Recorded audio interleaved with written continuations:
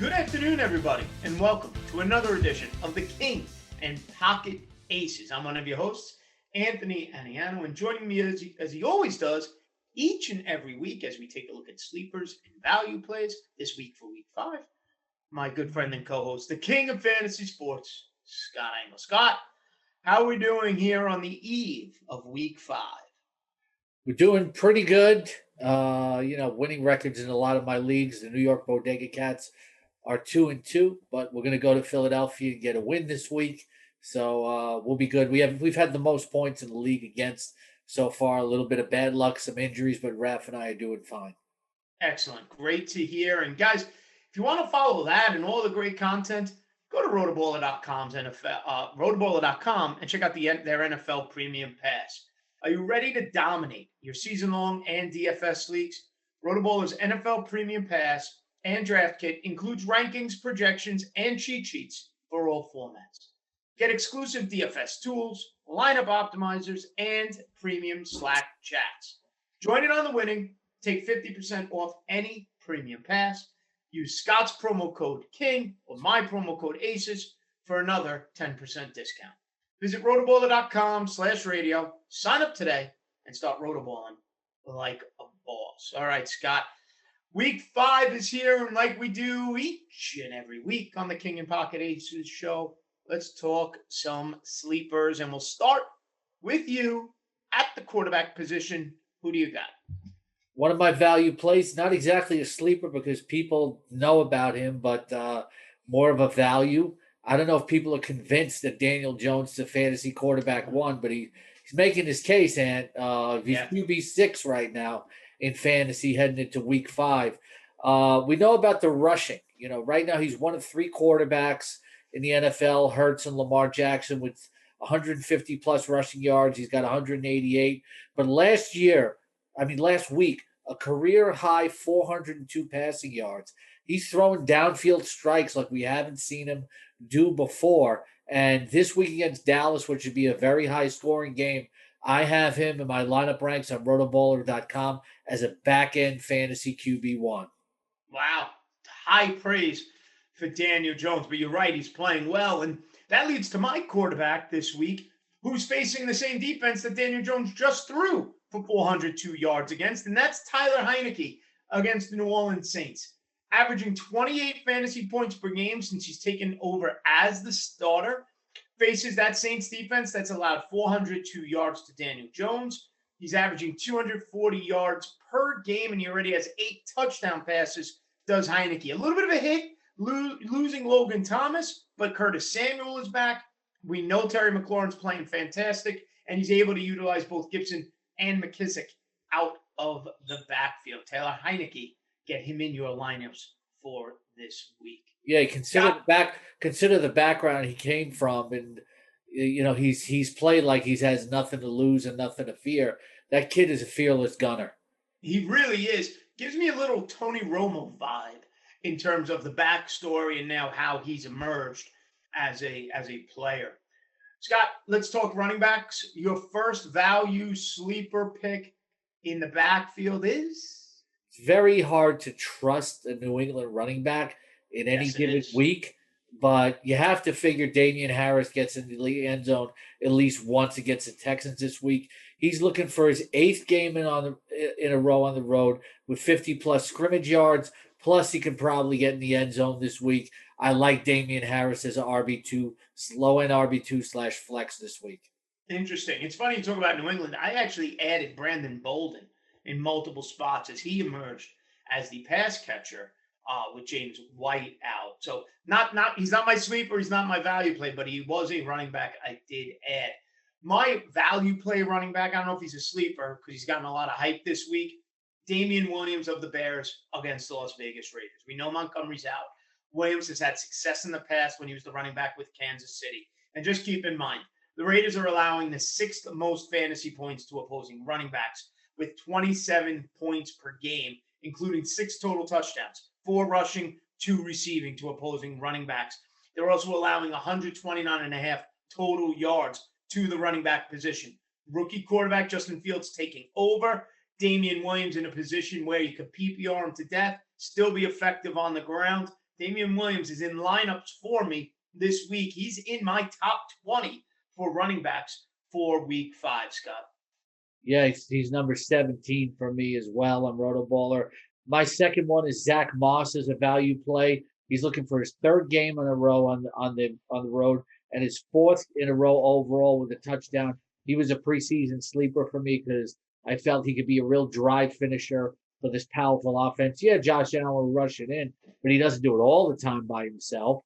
Uh, he's going to have a lot of opportunities, and I think in a good matchup against Kansas City, he can probably have decent rushing yards too. So I like Zach Moss as a flex play this week. Yep, I agree. You and I have him in a lineup together. So I agree with you on that. And my other player, I don't know if he's a value player or a sleeper anymore because Cordarrelle Patterson currently rules the world. Okay, coming off of last week's game. It only took him 9 years in the league to become fantasy relevant. But here's my point. This is not the week to think the Cordarrelle Patterson bubble is going to burst. Do I think it bursts eventually? Yeah, it does. He'll come back to earth. There's no doubt about it. But not this week against the Jets. The Jets allow the second most receptions to running backs in the league. And Cordarrelle Patterson, depending on your format, lists as a running back. He's done a great job catching the ball out of the backfield. The Jets are on average allowing 8 receptions per game to opposing running backs. The defense does not have an answer to Cordarrelle Patterson coming out of the backfield. The Jets allow 33.9 PPR points per game to running backs. Now, listen, he's not giving you 3 touchdowns again. What you got last week, treasure that moment forever. But nonetheless, Cordarrelle Patterson, I think, gives you a safe PPR format 15-point floor again this Sunday. And remember, it's early. It's that 9:30 Eastern game as the Jets and the Falcons are playing in London. Yeah, Scott? and also let's remember Calvin Ridley is out, and he's going to be utilized in the passing game. You know, he has a wide receiver background. Yeah, absolutely. Going to Atlanta has completely changed his career. There's just no denying that. Scott, who do you got at the wide receiver position? First wide receiver. Well, I think people know about Henry Ruggs, but I think they undervalue him. I actually have him as a fantasy wide receiver too right now. Looking for his 4th game in a row with 60-plus receiving yards, which shows that he's starting to get a floor because he's becoming more than just a deep threat. And every week, Derek Carr is looking for him downfield. To me, I'm saying, because it's a value video, he's undervalued. This guy has the best deep field gears and separation speed in the NFL right now. Plus, he's becoming a more complete receiver. I have to lock Henry Ruggs in my lineup every single week now. Well, it's funny you say that. Even though he's not on my list, I feel the same way about Hunter Renfrow. Okay, Hunter Renfrow has been PPR magic for the Raiders, giving you double-figure games every single week. He's, to me, becoming a rock-solid wide receiver 3. But my value sleeper play coming into Before you go on, though, sorry, though. Go ahead. I like Renfrow in terms of, like they always talk about he runs that great China route, etc. And he's a good possession guy, can score. Henry Ruggs has way more upside. Oh, no doubt about it. Yeah. Each and every week, listen, who has the ability to give you that 25, 30-point game? It's Henry Ruggs. Who has the safer floor to me, who you know you're going to get double digits out of every single week? That's Hunter Renfrow. The upside is completely the Henry Ruggs play. I think you're starting to get a floor out of Ruggs. He's starting to catch more high percentage passes. Yeah, he is. But I think you put Renfrow in your lineup. I say it all the time about a guy like Hunter Renfrow. He's not going to win you the week, but he's not going to be the reason you lose the week either. Good point. But my first wide receiver to add to value play, people are underutilizing Devontae Parker, and they have all year. He's averaging 8 targets a game, no matter who's at quarterback for the Miami Dolphins. And this week, in a game Miami's going to be trailing against Tampa, we know you can throw the ball against Tampa. They're on average, wide receivers have 21 receptions, 243 yards, and 2 touchdowns per game against the Tampa secondary. You can throw the ball on them. And Devontae Parker, for all the talk of all the other wide receivers, and remember, Will Fuller is out again. Shocker, Will Fuller's injured again. Devontae Parker, 8 targets a game. Doesn't matter if it's Tua. Doesn't matter if it's Brissett. He's still getting more targets than any other receiver on that Miami team. Okay, the touchdowns will come for Devontae Parker. He's a nice little sleeper play. Scott, your second wide receiver. I actually like Jalen Waddle to have a good game this week too. Jamison Crowder. Yeah. I recommended him as a pickup about 2 weeks ago before he came back because the Jets desperately needed another playmaker in the passing game for Zach Wilson. Corey Davis is a big target, got a little bit of upside, but they needed somebody dependable in that passing game. Reliable veteran. Crowder came back and last week had a team high 7 catches on 9 targets for 61 yards.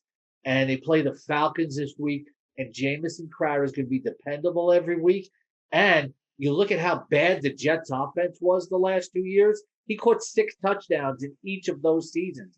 And in 2019, he caught 78 passes. So to me, Jamison Crowder is a very reliable guy. And as Zach Wilson continues to improve, he might end up being a regular fantasy wide receiver 3. Josh, I'm thinking about Josh. Hey, Scott. Josh, you're calling. I actually will say this. The Jets offense, Corey Davis, Jamison Crowder, and Michael Carter are all playable fantasy assets this week against Atlanta. You agree? I agree. And when we get to my all sleeper team for the week, I'll mention one. Yeah, absolutely.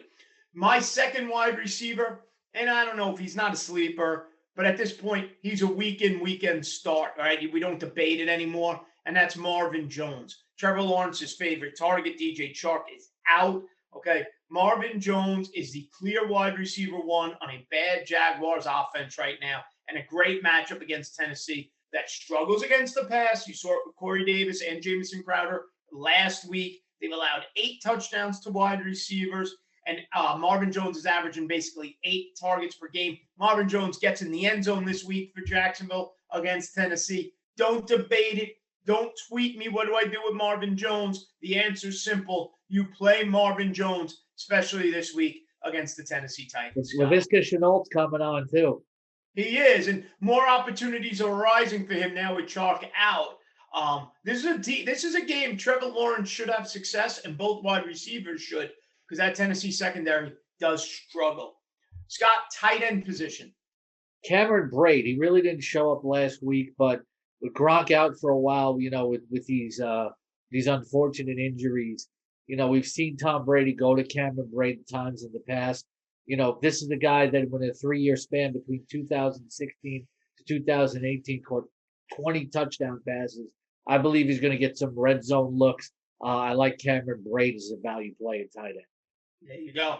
Me, I'm going Hunter Henry of the Patriots, picking on that Houston Texans defense that's allowing almost 20 points a game to tight ends. Hunter Henry got his first touchdown of the season last week, and he has a chance to duplicate that again this week against Houston. That tight ends are averaging 7 receptions per game against the Texans secondary. So give me Hunter Henry in this matchup. Scott, one last question for you.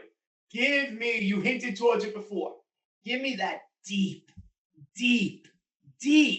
sleeper list you have lined up for us. I got 5 of them. This is my deep sleeper 5. For those of you looking even deeper, maybe even some daily plays. Trevor Lawrence against the Titans pass defense. You mentioned Michael Carter. I think the breakout is coming. Good matchup this week against the Atlanta Falcons. Tony Pollard to show some upside in the high-scoring game against the Giants. You can never predict which Cardinal wide receiver is going to blow up every week, but I'm going to go with Rondale Moore this week. Also, I believe that Quinton Cephas is the best wide receiver on the Lions. I think he's going to get the job done, get in the end zone against the Vikings. And in that same game, I'm going to go with Tyler Conklin, the tight end. You and I have Cephas in every league we run together. So I know I'm on board with you there. We have Carter in every league we run together, and we'll get him in lineups as well. And guys, I'm using Tony Pollard on ownersbox.com this week as a low-cost running back option as I spend money on other positions. So I am with Scott there. I have Conklin in lineups as well. Over Robert Tonyan this week, I have Conklin in some lineups for that matchup. All right, everybody. Don't forget, hockey season is starting and basketball is right around the corner. We got some great tools at rotoballer.com for those as well as our college football, right? And our college football tools as well. if you're looking to play some college football DFS, head over to rotoballer.com and check out all of that. The college football, like Scott said, the basketball, the hockey, rotoballer.com has you covered for all of it. All right, everybody. This has been fun as always. Give Scott a follow on Twitter at Scott E. the King. Listen to him every Sunday morning on SiriusXM with Josh Hayes on Rotoballer Game Day. And then you have myself. Follow me on Twitter at Aniano Fantasy. And I'm on during the week with Josh Hayes and Real Talk Rap. And I'm Saturday night, 7 to 9. With Mike Florio. Yes, yeah. That's another great. With Rotoballer Radio, 7 days a week, all day on Rotoballer YouTube and wherever you listen to the Rotoballer podcast. All right, everybody. Stay smart. Stay safe. We'll see you next week. Have a good one, folks.